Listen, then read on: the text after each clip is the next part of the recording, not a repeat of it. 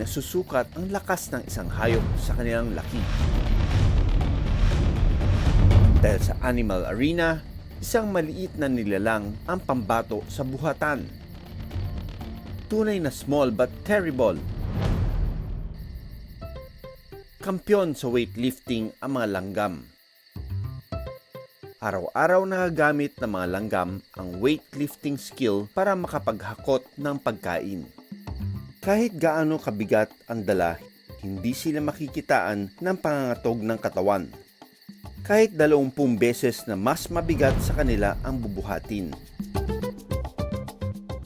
May taglay silang super strength sa mundo ng mga insekto. Nag-iimbak na sila ng pagkain para sa kanilang colony bago pa dumating ang susunod na tag-ulan.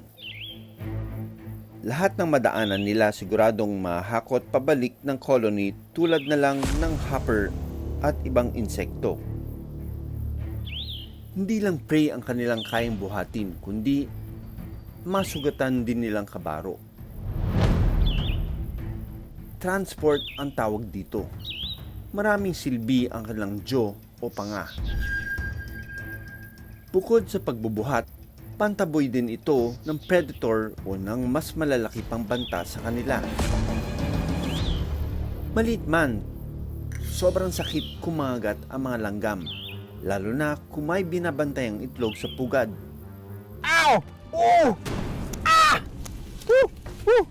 Ah, sakit! Grabe. Mas agresibo daw. Mas agresibo daw yung mga langgam pagka ganyang stage ng ano. Timo, amoy crudo or kerosene yung spray nilang formic acid.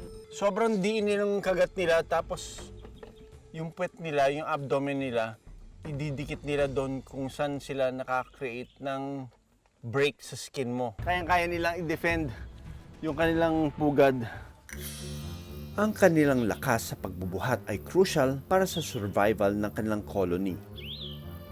Wala man silang medalyang nakukuha para sa pagiging hardworking nila. Kampyon na may tuturing ang solid na pagtutulungan nila para sa pamilya.